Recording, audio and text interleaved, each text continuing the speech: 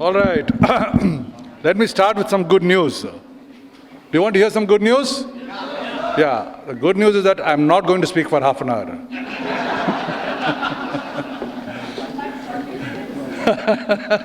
Well, that's the bad news. Friends in Rotary and friends of Rotary, Namaskar. It's indeed a privilege and honor to be here in this wonderful setting, wonderful auditorium with awesome audience and whatnot. I mean, one couldn't have asked for a better start to an in-person meeting. All of us have been, over the last 9-10 months, have been sitting in front of laptops and watching Zooms, and so much so that at one point in time I was looking for the mute button today. Then I realized there's no mute button, it's an in-person meeting. Over the 9 months, the number of Zoom meetings that you attend, you start believing that everything is on screen. And to really come back to reality and attend a meeting like this is indeed wonderful. Let me congratulate President Dr. Divya for this arrangements, follow-up.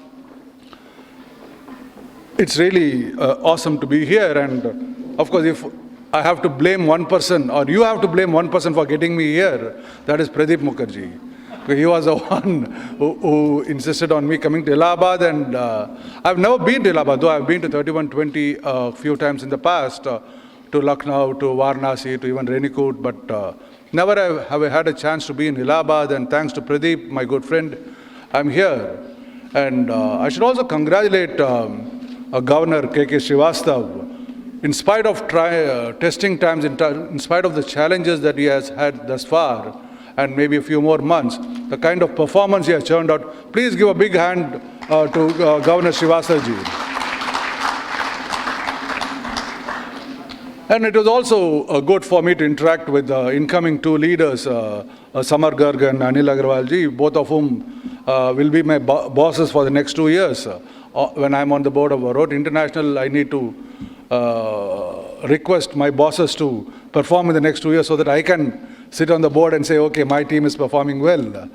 It's nice to have, and thanks Anilji for taking care of me since the time I landed.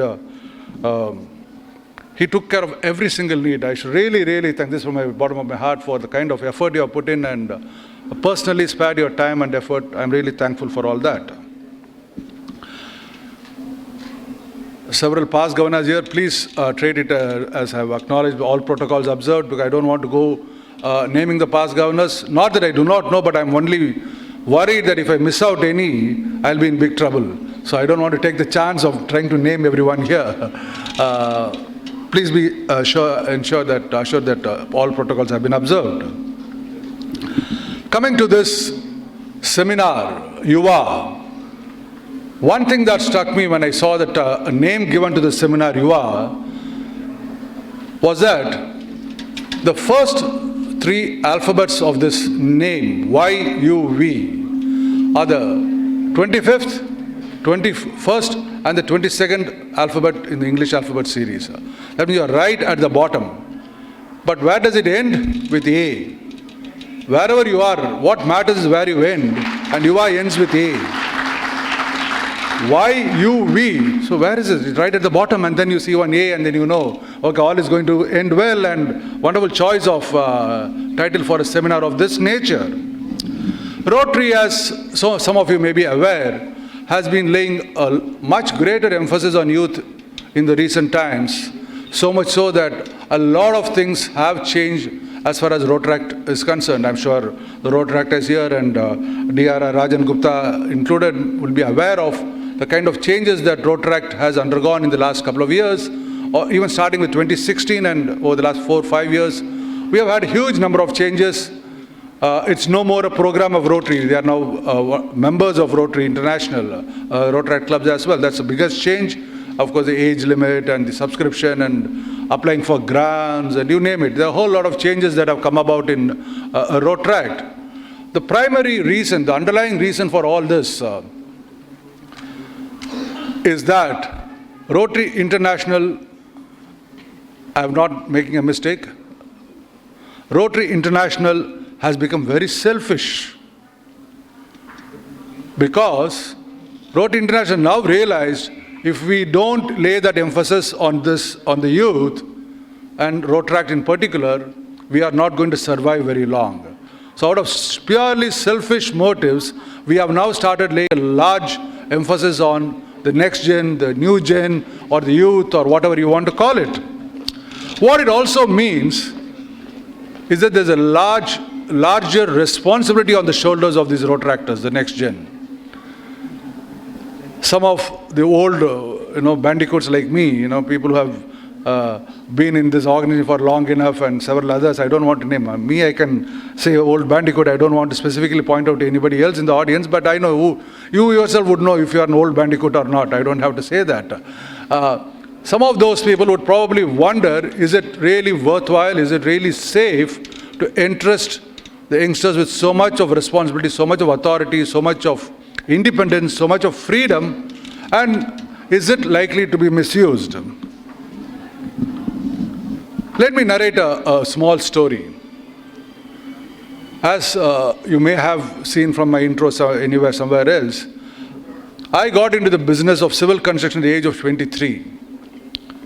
And we were trying to negotiate multi-crore contracts several years back when I was 23. I remember one first client meeting where we were trying to negotiate a contract. It was about, that time, maybe about 1.2 crores or something like that. Okay, it was a little over 1 crore. And of course, those days, 1 crore was a big number. So when I went to discuss with the client, I was a young, strapping boy of 23 years old, with fresh from a MBA degree from IIM Ahmedabad, and you feel you own the world. And you go there for a discussion, negotiation, and I had thick mop of black hair, as anybody at that age would have. And the first thing the prospective client asked me, and I was the managing director of my company. It's not like I was working for somebody. It was my company. The first thing the client asked me is, he looked up at me, up and down, and said, "Isn't there somebody elder in your company to discuss this?"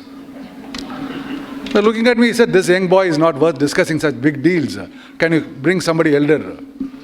At that time, honestly I tell you, I wish I had salt and pepper hair. At least I would have impressed this guy, and he would have probably discussed, and we would have probably clinched. We did get the contract later, but that's a different story.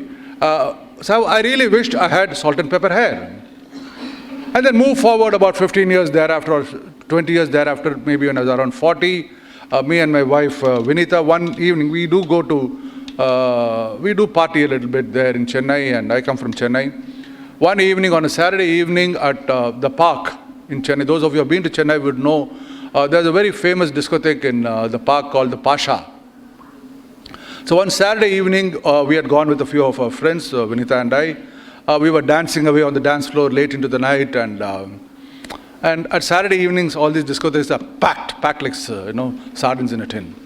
And as is to be expected, I stepped on somebody's foot while dancing on the dance floor. It was packed. Of course, it was nothing intentional. I stepped on somebody's foot. And as was the case with any decent person like me, I turned around and I said, "Oh, I'm sorry." And there was a young girl of maybe early 20s or maybe mid-20s whose foot I had stamped. So I turned around and said, "Oh, I'm sorry. I didn't mean to hurt you." She looked up at me, and by then I was already 40 plus, and there was a few strands of gray hair here and there. And then she said, "Oh, it's all right, uncle." At that time, I really wished I didn't have those salt and pepper hair. I really wished I had a black mop of hair. But then, okay, I haven't yet reached there, but I'm sure at some point in time when I lose this hair, I would wish I had hair. Because I know some of people who have lost hair, they try to rope it from the left to the right and right to the left and make sure there is no breeze, all kinds of things that happens. But what is the story behind all these things?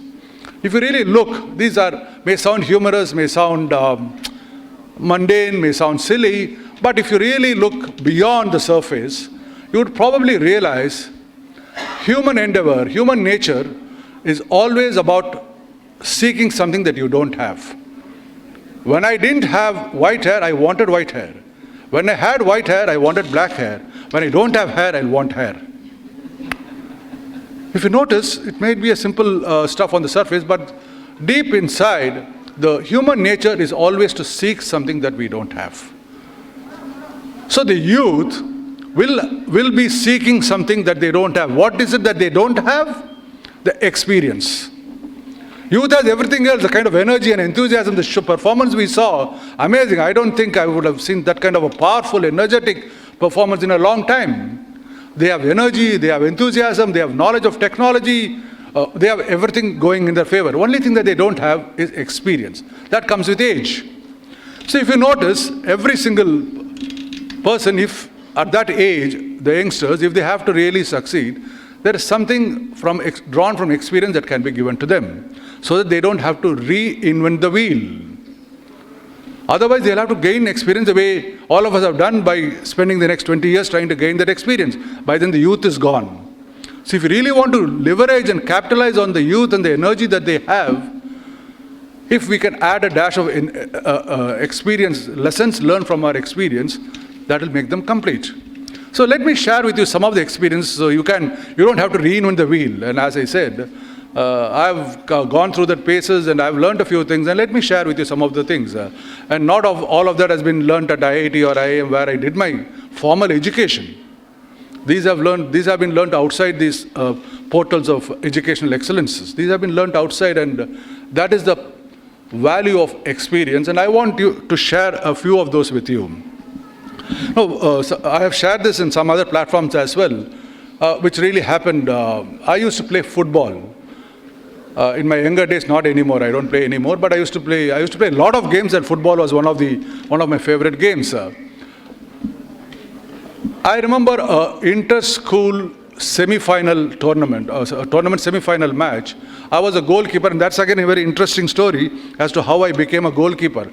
I wanted to be the forward in the team. How many of you play football here, or have seen or follow football? I'm sure there may be some at least. Oh, okay. Is anybody a Man U fan here? Manchester United? Oh, all right. Love you, buddy. So I wanted to be a forward in the team.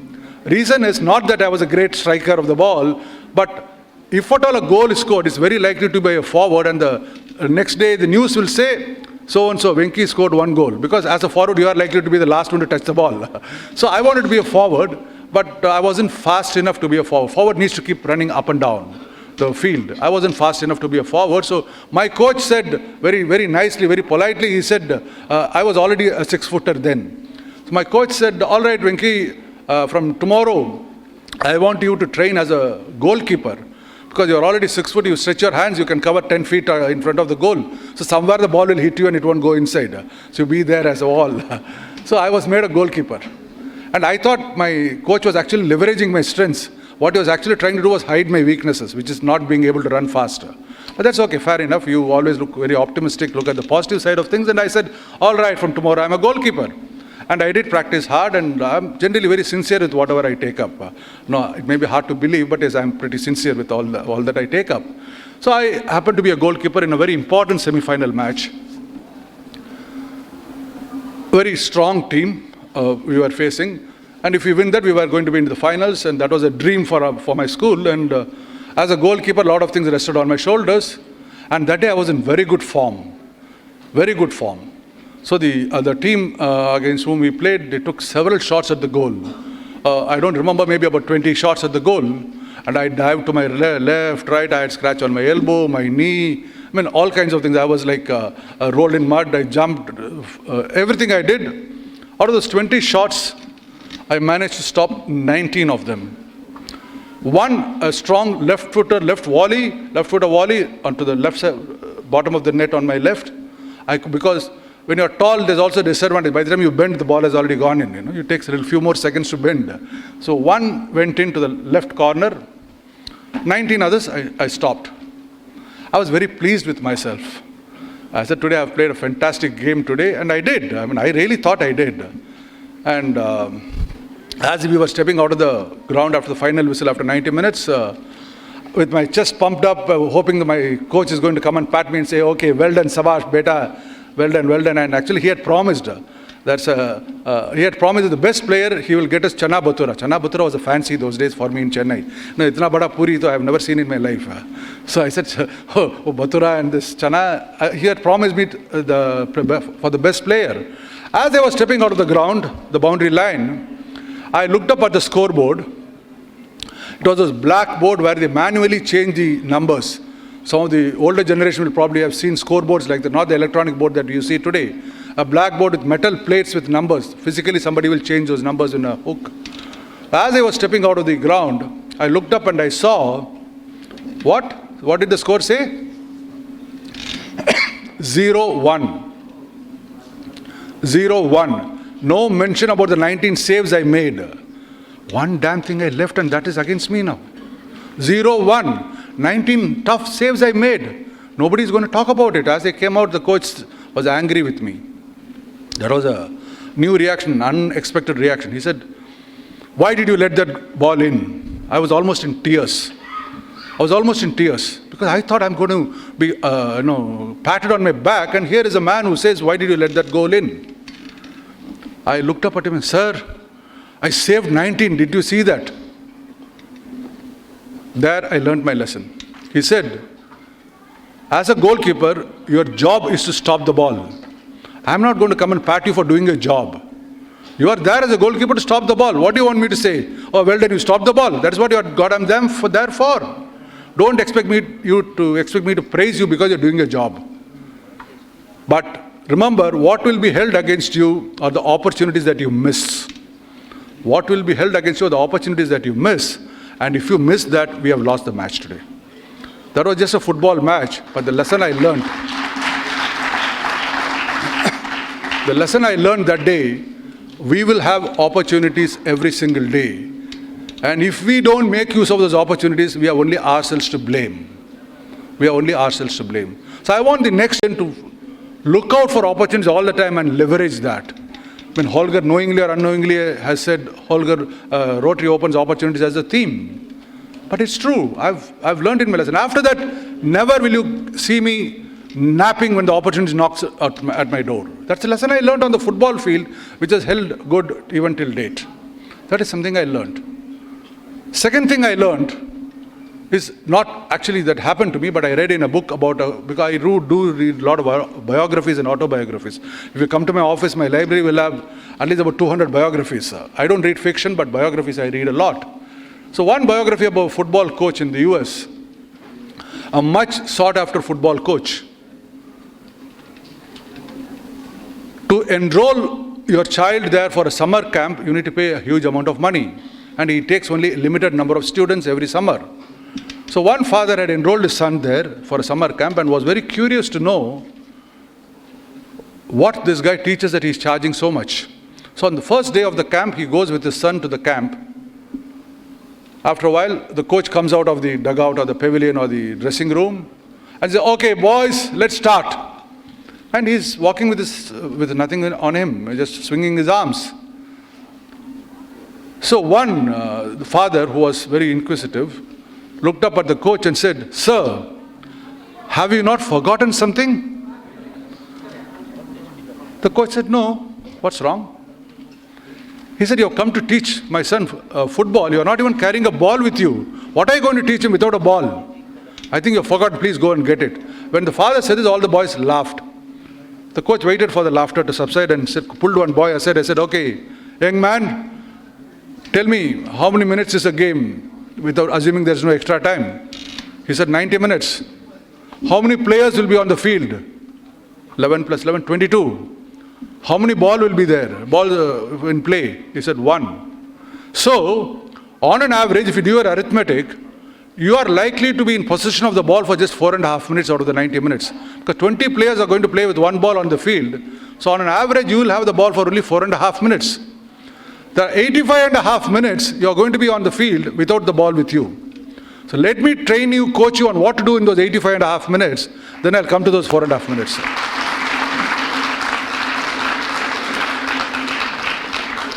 Then there was a stunned silence. This is a story on a field, a game. But what did I pick out from that? For instance, last 9 months, COVID. Nothing could be done much as you had planned. But what did you do in those 9 months? In those 85.5 minutes on the football field, if somebody is not keeping himself warm, positioning himself, standing in an angle where when the ball comes, he can divert it to the goal. If he's not going to do it and say, okay, when the ball comes, he'll start running, he'll never score a goal. Those 85.5 minutes, you need to be prepared, equip yourself, be in the correct position to make use of the opportunity when the ball comes to you. That applies to our lives. It doesn't mean that you'll have to keep doing something every time, all the days, and be be doing something and effective all the day. But if you're going to use that time when you're not doing something to prepare yourself, should an opportunity come to you at the later stage, you will be the winner. That is something I've learned. So there is nothing like a time when we are doing nothing. Either I'm doing something or I'm preparing to do something. It's like the 90 minutes on the football field. Either the ball is with you, or you're preparing yourself to handle the ball when it comes to you. Both are equally important. Unless you prepare yourself adequately, you are never going to score a goal. So this is something I learned. So when this is experience, it's not about learning something later and then say, oh, I wish I had prepared. If you want to, let's say, have a career in Germany, you might have to start preparing, learning German much before you actually apply for a job there, possibly. I can tell you when there was no power, I was preparing what I'm going to say next. That's what you do. Now, in my district, we have a system. Whenever the speaker exceeds his time, we switch off the mic. I don't know whether Satpalji is trying to do that now. Now, I won't take much of your time. So the key to success is about preparing yourself and be ready to make use of the opportunities when it presents itself to you. That is something. And as far as investment in youth, as I said right in the beginning, Rotary International is investing a lot in the youth in recent times. And so is every district. I know that 3120, for instance, is doing very well in recent years on both Interact and Rotaract. The kind of progress this district has made augurs very well for the future. So let me end with my favorite story. This is something that I use as my guide, my yardstick on everything about Rotary that I do. It's a short story. There was an old man who was planting a mango sapling. Old man, he must have been some 80 plus. Just then a young boy passed by that side. He looked at this old man and he saw him digging and trying to plant a sapling. So he asked this old man, "Old man, what are you doing?" He said, "Oh, can't you see that I'm planting a sapling? So how long will it take before you can get mangoes out of this?" He said, 5 years, 7 years, 9 years, I don't know, God knows. Then the boy laughed and said, "All right, you look already pretty old. Do you think you're going to be alive when this grows and gives you fruits?" He said, "I don't know, God knows if I'm going to be alive or not. But I do know only one thing." So the boy said, "Oh, everything you say God knows. Don't you know anything?" He said, "Yes, I do know one thing." "What is it?" "That in the last 80 years, I must have eaten about 5,000 mangoes and none of them came from a tree that I had planted. So if I have the right and liberty to eat fruit from a tree which somebody else has planted, I have a duty to plant a tree so that somebody else can eat after me." So what we are today is because somebody had guided us, somebody had supported us when we were young. I'm talking about people of my generation. So we have benefited from the benevolence and the generosity of people who have helped us when we were young. Now, we need to invest in the next gen so that when they become our age later, they can do the same to somebody else. So good luck and God bless.